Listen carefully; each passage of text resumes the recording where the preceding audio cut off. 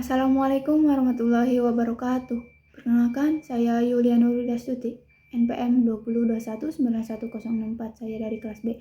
Di sini saya akan menjelaskan materi mengenai dasar filsafat pendidikan jasmani dan olahraga untuk memenuhi tugas manajemen pendidikan jasmani.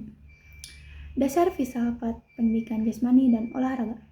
Pengertian filsafat pendidikan jasmani dan olahraga. Jadi, menurut pendapat saya, pengertian filsafat pendidikan jasmani dan olahraga adalah suatu pandangan dalam proses pendidikan yang memanfaatkan aktivitas fisik untuk menghasilkan perubahan dalam kualitas individu, baik dalam hal fisik, mental, serta emosional, dengan tujuan memperoleh pengetahuan dan meningkatkan prestasi manusia melalui aktivitas fisikal dan penghalusan kemahiran motorik.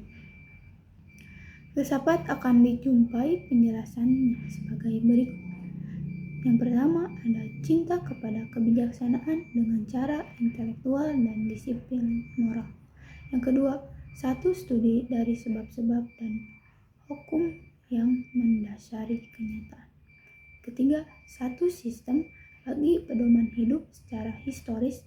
Filsafat terdiri dari pencarian kebaikan, kebenaran, dan keindahan. Tetapi dalam masa mutakhir ini peranannya adalah menemukan arti dalam semua benda. Menurut Brough 1977, pada akhirnya semua nilai ditetapkan oleh filsafat dan berasal dari pengetahuan. Pengetahuan ini datang dari banyak sumber seperti fakta yang tidak dapat dipisahkan dari bukti ilmiah, fakta yang diungkapkan oleh sejarah, fakta yang diungkapkan oleh pemikiran yang mendalam berdasarkan pada pendapat yang dianut waktu itu. Pendapat ini dapat berdasarkan pada fakta ilmiah atau tradisi atau akal sehat. Filsafat ini berkenan dengan kebenaran, kenyataan, dan nilai, serta ia berhubungan dengan konsep seperti tujuan, maksud, asas, asumsi, hipotesis, hal lain yang sejenis. Kegunaan filsafat. Salah satu kegunaan dari filsafat adalah berkenaan dengan batas pemikiran yang diperlukan untuk menentukan arah dan tujuan. Kemudian, penafsiran tentang tujuan dan arah yang telah dirumuskan sehingga dapat dipahami oleh pendidik. Kegunaan lain adalah dalam banyak segi dari pendidikan. Filsafat digunakan untuk menganalisis dan menilai tujuan pendidikan yang telah ada. Selanjutnya, cabang filsafat. Karena filsafat mewarnai setiap tindakan atau konsep dari guru pendidikan jasmani dan olahraga sewaktu melakukan berbagai peran yang diisyaratkan oleh profesi pendidikan jasmani dan olahraga, akan dapat mengambil manfaat bila memiliki pemahaman yang lebih baik dari filsafat yang klasik serta kaitannya dengan berbagai aspek dari proses pendidikan. Begitu pula ia harus mengenal filsafat pendidikan yang berasal dari filsafat tradisional. Menurut Brough 1977, ada 6 bidang studi pokok dalam filsafat seperti diuraikan berikut ini. Yang pertama ada metafisika. Metafisika berhubungan dengan keberadaan dan mempelajari hakikat sesungguhnya dari sesuatu. Ia menggunakan pendekatan spekulatif dan mengajukan pertanyaan tentang segala sesuatu mengenai manusia dan alamnya. Ia mencari jawaban terhadap pertanyaan seperti apakah alam semesta ini mempunyai arti, apakah tujuan ini ada, apakah ada roh. Pertanyaan-pertanyaan tersebut dan sejenisnya tidak dapat dijawab oleh ilmu, tetapi harus dipikirkan oleh setiap generasi baru. Tiap orang pada suatu waktu dalam hidupnya memikirkan hal ini. Manusia adalah makhluk metafisika dengan banyak sekali keinginan untuk menemukan arti tentang hakikat sesungguhnya mengenai dirinya dan alam sekitarnya. Yang kedua ada epistemologi. Epistemologi adalah teori dari pengetahuan dan penguasaannya. Ia berkenaan dengan hakikat dan jenis ilmu yang dapat diperoleh dan metode memperolehnya. Ia membicarakan tentang kebenaran, asal mulanya, hakikat, dan batas-batasannya. Ada berbagai jenis kebenaran atau pengetahuan. Pengetahuan yang diungkapkan oleh Tuhan, pengetahuan berdasarkan pendapat para pakar, pengetahuan rasional melalui penalaran dan pertimbangan yang syahid, pengetahuan empiris melalui pengamatan melalui indera. Yang selanjutnya, aksiologi. Aksiologi adalah cabang filsafat yang mempelajari nilai. Puncak dari studi itu adalah pengembangan suatu sistem nilai. Nilai dapat objektif seperti kebaikan, kebenaran, atau keindahan bila itu adalah tujuan, atau nilai dapat subjektif bila merupakan alat untuk satu tujuan yang dalam banyak hal bercirikan keinginan pribadi. Nilai dapat tetap atau dinamis, dan perubahan nilai juga dapat berbeda dalam manfaat atau harga, dan dapat pula dipandang mempunyai jenjang, ada nilai yang rendah atau tinggi dari yang lain. Selanjutnya, logika.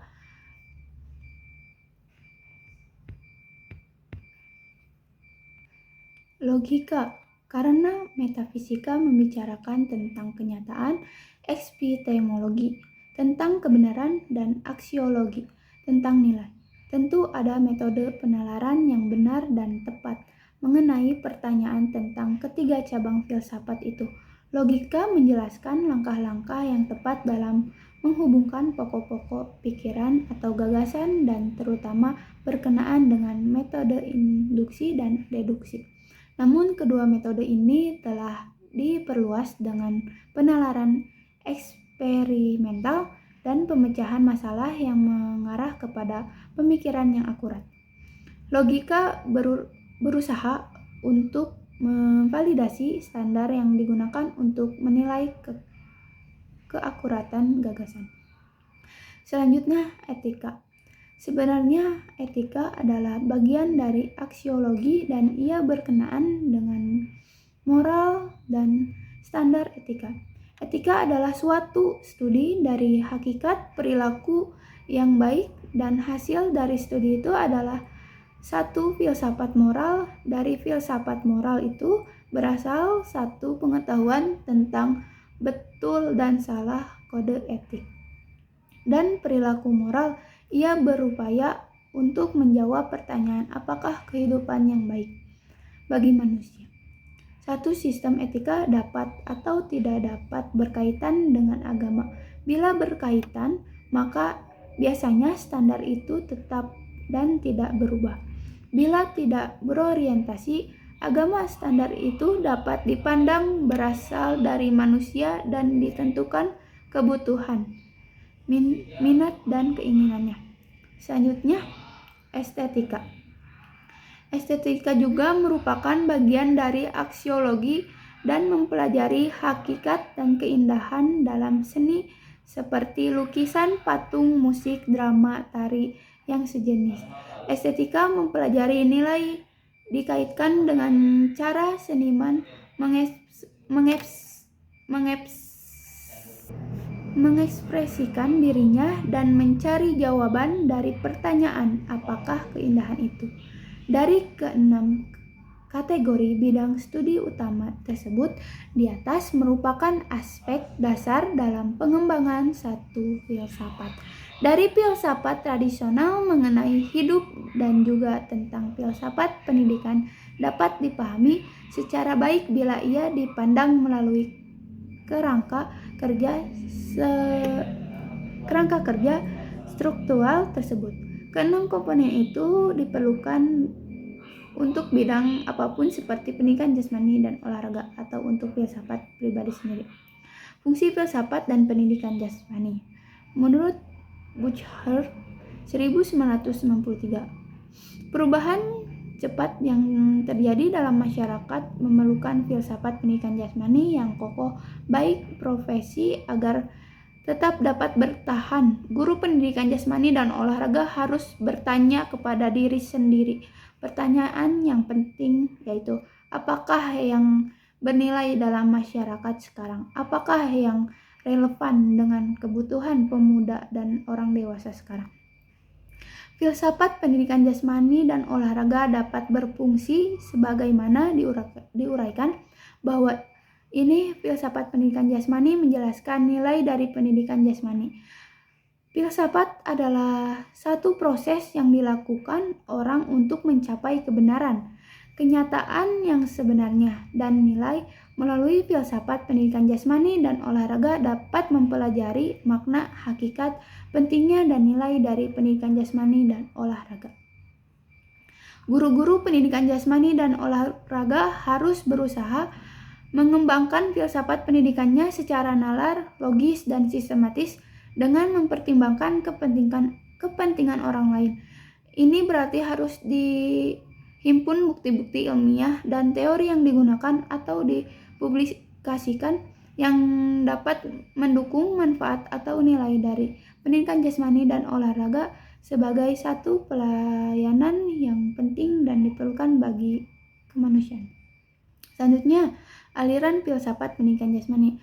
Adapun sejumlah aliran filsafat yang telah dikembangkan yang mempengaruhi pemikiran mengenai pendidikan.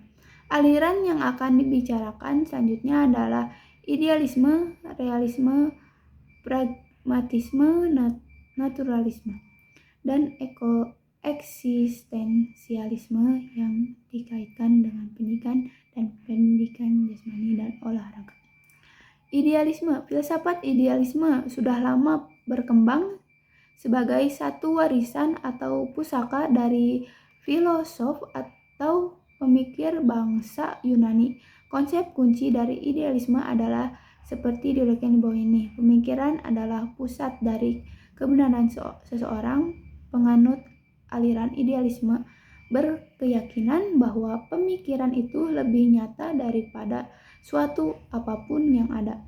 Sesuatu yang nyata secara esensial adalah hasil dari pemikiran dan itu sama dengan penalaran dan gagasan. Dalam susunan alam semesta, manusia lebih penting dari alam. Karena bagi penganut aliran idealisme, pemikiran itu adalah kunci bagi kehidupan. Alam nyata berperan sebagai bawahan dari manusia. Manusia menginterpretasikan alam dalam bahasa, pikiran, dan kebenaran nilai itu ada. Ia tidak terkait pada individu dan sifat tetap. Manusia dapat berbuat apa yang dikehendaki secara bebas dengan menggunakan kemampuannya. Manusia mengenal ada yang jahat dan yang baik, ada yang indah dan tidak indah, ada yang bebas dan yang terkuku, dan menafsirkan hal-hal tersebut dihubungkan dengan diri sendiri. Idealisme mengakui bahwa walaupun nilainya itu diinterpretasikan secara berlainan, nilainya itu tetap dan tidak berubah walaupun interpretasinya beragam. Idealisme dan pendidikan mengembangkan kepribadian individu. Menganut idealisme menunjukkan perhatian yang besar pada nilai, norma, dan spiritual dalam masyarakat. Bagi idealis untuk mencapai tujuan moral dan spiritual, maka perlu bagi pendidikan membantu mengembangkan kepribadian dari setiap siswa. Pendidikan harus memberikan kesempatan setiap individu untuk mengembangkan nilai pribadinya semaksimal mungkin. Pengetahuan dan perkembangan pikiran itu penting. Idealisme menekankan pentingnya penalaran dan kebutuhan untuk menumbuhkan peraturan permainan. Idealisme menitik beratkan pada program yang tersusun dan terarah dengan baik sehingga memberikan sumbangan kepada perkembangan mental dan jasmani sepenuhnya dari individu bagi kehidupan. Realisme menjadi satu filsafat yang terpisah dari yang lain. Semenjak lahir abad ke-19 dan awal abad ke-20, berabad-abad sebelum itu realisme kurang penting dari idealisme. Idealisme dan realisme mulai berkembang pada waktu yang sama. Sesungguhnya realisme merupakan memberontakkan filsafat terhadap idealisme. Pertumbuhan dari metode ilmiah dan filsafat dari realisme modern timbul pada waktu yang hampir bersamaan. Selanjutnya, pragmatisme. Pragmatisme meningkat beratkan pada pengalaman sebagai kunci hidup. Filsafat ini berkenaan dengan pengetahuan daripada dengan kenyataan. Karena itu, pada tahap awalnya, pragmatisme sering dinamakan eksperimentalisme. Istilah pragmatisme ditemukan pada akhir tahun 1800. Dalam konsep modernnya, filsafat ini dipandang sebagai asli Amerika. Selanjutnya, eksistensialisme. Perhatian utama dari eksistensialisme adalah individualitas. Eksistensialitas takut manusia dipaksa menyesuaikan diri dengan masyarakat sehingga kehilangan individualitasnya. Eksistensialisme yang memperoleh dorongan segera setelah Perang Dunia Kedua adalah filsafat modern karena ia timbul tidak dari filsafat masa lalu. Sebagai satu cara pemikiran filsafat, ia mulai berkembang pada permulaan abad ke-20. Eksistensi manusia adalah kebenaran yang sesungguhnya. Manusia yang menentukan ia jadi apa. Tiap orang mempunyai tanggung jawab terhadap masa lalu, sekarang, dan mendatang. Tiap orang mempunyai pilihan untuk menerima sesuatu yang ada di luar pengalaman manusia. Tetapi individu yang tidak menerima sesuatu itu kehilangan sebagian dari dirinya. Eksistensialisme tidak menganggap Tuhan itu ada atau tidak ada. Tiap orang harus menentukan jawaban dari pertanyaan ini. Sekian dari saya, mohon maaf bila ada kekurangan dan kesalahan. Wassalamualaikum warahmatullahi wabarakatuh.